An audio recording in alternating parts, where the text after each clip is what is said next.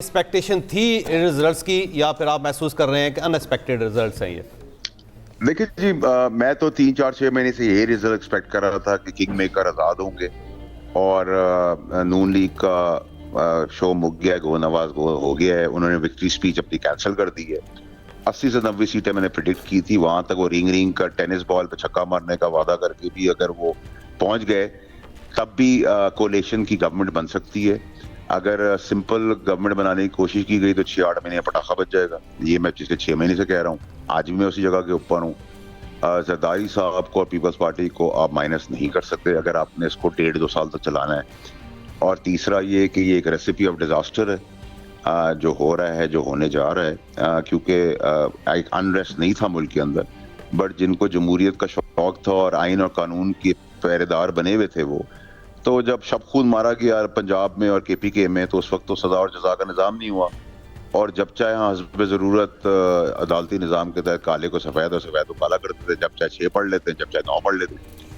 तो ये तो हम राग पाट देख रहे थे और एक हील उज्जत थी जमहूरियत के लिए आप लोगों ने पूरी कर ली। मैंने आपको 8 लेकिन फैसल भाटा साहब, ये आज़ाद का क्या बनेगा? क्योंकि आज़ाद लीड लेते हुए नजर आ रहे हैं, तो अल्टीमेटली ये किसी न किसी पार्टी में जम होंगे या पाकिस्तान तहरीक इंसाफ की तरफ जाएंगे। ये किस साइड पे बैठेंगे, क्योंकि ये मैटर करते हैं अब?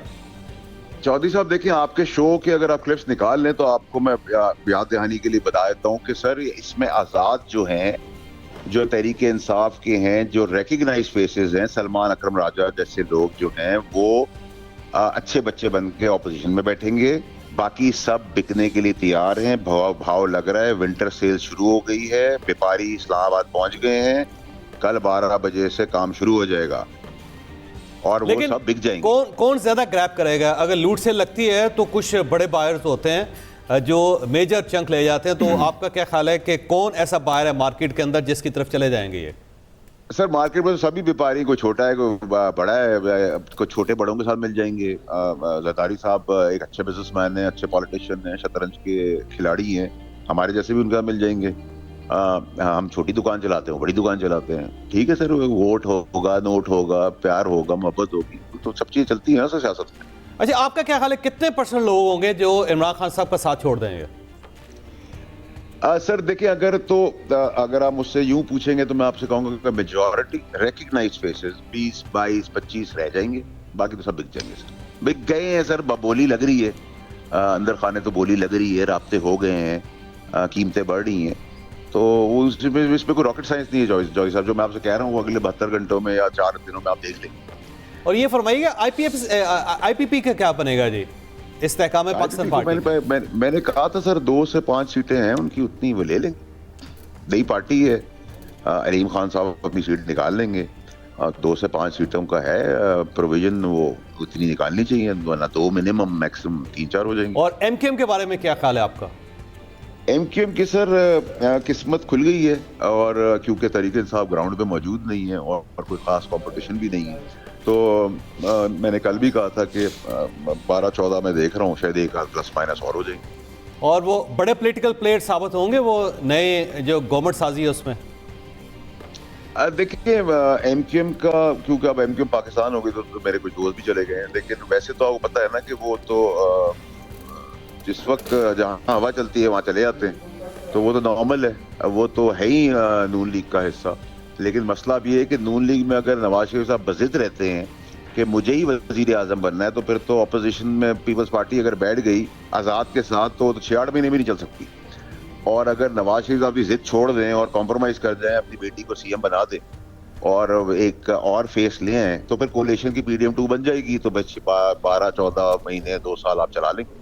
लेकिन 5 साल का अगर आप सेटअप चला रहे की बात करें तो ये तो क्वेश्चन ही नहीं है। और अगले जो इलेक्शन आएंगे वही डेमोक्रेटिक इलेक्शन भी होंगे, पाकिस्तान के लिए प्रोग्रेसिव भी होंगे, प्रोडक्टिव भी होंगे, और ये नून लीग का लंगड़ा लूला भी आखिरी इक़्तिदार है, ये भी आप हिस्सा बना दें। और डॉलर, पेट्रोल, बेरोजगारी, आम आदमी की चीजें, ये रेसिपी ऑफ डिजास्टर की तरफ हम जा रहे हैं। जैसा मैं कह रहा हूँ वैसा ही इंशाल्लाह आपको वापस नजर आएगा कि मेरी 2 प्रेडिक्शन रॉन्ग है और 200 ठीक है, तो ये 201 भी ठीक रहेगी। लेकिन फैसल साहब, आखिरी सवाल आपसे ये फरमाइएगा सर, ये इस इलेक्शन के बाद इमरान खान साहब और पाकिस्तान तहरीक इंसाफ कहाँ स्टैंड करती नजर आएगी आपको? देखिए चौधरी साहब, इमरान खान साहब ने तो जो गलतियां की उसको प्राइस उनको पे करनी पड़ी, नंबर एक। नंबर दो ये कि ये जो रिकग्नाइज्ड फेसेस है वो तो चलें ठीक है, जो नॉन रिकग्नाइज्ड फेसेस ये तो पीटीआई थी नहीं ना कभी, ना ये पीटीआई थी, ना है, ना आगे होगी। जो पीटीआई के मेन फेसेस हैं वो तो पीटीआई का हिस्सा ही नहीं है। और जो इसमें डिवाइड है उसमें आधे आधे से भी ज्यादा का डिवाइड है, आधे बिक जाएंगे आधे नहीं बिकेंगे, वो मजबूर हाल मजबूर जरूरत साइड में पड़े रहेंगे। तो उस हिसाब से तो कोई मसला नहीं है। लेकिन आगे आप तरीके इंसाफ का फ्यूचर की बात करें तो देखिए ये तो जो अदालती निज़ाम है जिसने ये आपको यहाँ तक पहुँचाया है, वक्त ज़रूरत ब्लैक डिक्शनरी की तरह नवाज शरीफ साहब को वो डिस्क्वालीफाई कर देते, वक्त ज़रूरत उनको बुला लेते, वक्त ज़रूरत उनको सफेद कर देते, वक्त ज़रूरत काला कर देते, वक्त ज़रूरत जताई साहब को 14 साल कैद कर देते, बगैर सबूत के वापस को रिवर्स कर देते, इमरान खान को पाबंद कर देते, रात को 12 बजे दुकानें खोलकर हुकूमत से निकलो बाहर। नहीं, लेकिन बड़ा साहब, मियां साहब तो बड़े कॉन्फिडेंस के साथ वापस आए थे, उनको लग रहा था कि वो आएंगे, मामला ठीक हो जाएंगे। तो ये आपके ख्याल में को मियां साहब के साथ हाथ हो गया? सर ग्राउंड रियलिटी भी कोई चीज है ना सर। अगर आप बगैर एफर्ट के आ गए हैं शादी करने तो सर मियाँ का होना बहुत जरूरी है, खानदान का एक्सेप्टेबिलिटी बड़ी जरूरी है। तो ये कुंबत जो है पाकिस्तान की आवाम जो है उसके अंदर तो उनकी एक्सेप्टेबिलिटी नहीं है ना। तो उस एक्सेप्टेबिलिटी के तहत वो सोच रहे थे कि वो जैसे ही आएंगे शादी हो जाएगी, जहेज भी हो जाएगा, तय हो जाएगा, रुखसती हो जाएगी। तो आसान नहीं होता ना सब कुछ। वाड़ा साहब ये बताइए, नवाज शरीफ साहब अब आप जिस तरह कह रहे हैं गो नवाज गो हो गया है, वो एक्सेप्ट कर लेंगे या कोई बयानिया क्या लेकर आना पड़ेगा उनको फिर? सर जो बयानिया आखिर में जो उनकी फितरत है उसके तहत वो बयानिया अगर लेके आएंगे तो फिर तो सब कंटेनर के ऊपर है या कंटेनर के अंदर है, ये तो वक्त ही बताएगा। क्योंकि फैसल साहब अभी हमने देखा कि अभी ये जो उनकी इंतखाबी मुहिम थी उसमें भी वही बात करते दिखाई दिए नवाज शरीफ के, मुझे क्यों निकाला और अगर ना निकाला जाता तो ऐसा होता और वैसा होता। तो आपके मुताबिक अगर गो नवाज गो हो गया तो फिर क्या वही सब होगा? देखिए मसला ये है कि किसी के पास भी कोई मंशूर नहीं है। गरीब आदमी किस्मत कैसे बदलेंगे, रोटी सस्ती कैसे करेंगे, डॉलर सस्ता कैसे करेंगे। 350 पे डॉलर छोड़ गए थे, आर्मी चीफ की काविशों से 275 आ गया। तो वही टीम जब खुद आ जाएगी तो वो फिर 250 पे चला जाएगा। पेट्रोल जो कम हुआ है वो बढ़ जाएगा। तो मुझे आप बताएं ना, अगर ये इतने जबरदस्त लोग होते तो 16 महीने में कुछ तो परफॉर्मेंस दिखा देते। जब 16 महीने वाली टीम वापस दे दें तो क्या आप एक्सपेक्ट करते हैं? राइट, बहुत शुक्रिया। फैसल वाड़ा साहब हमारे साथ मौजूद थे। रिजल्ट्स आ रहे हैं धड़ाधड़ और नतायज का जो सिलसिला है वो भी जारी है। तो और ये तवक्को भी थी कि 1 बजे के बाद एकदम से सिलसिला जो है वो तेज़ होगा, गैर सरकारी गैर हतमी नतीजे, लेकिन अब कोई 30-40% के करीब जो है वो इलेक्शन रिजल्ट्स अब आना शुरू हो गए हैं। अगर एक हल्के को आप उठा के देखें तो जहाँ पर 300-400 पोलिंग स्टेशन हैं वहाँ से तकरीबन कोई 180-90 के लगभग जो है वो पोलिंग स्टेशन के नतायज अब आना शुरू हो गए हैं। तो एक ट्रेंड है जो कंटिन्यू कर रहा है। देखना यह है कि ये जो ट्रेंड है जो बाहर वाले इलाकों से जब अब वोट काउंट होता है वहाँ से ये फॉर्म जो है वो पहुँच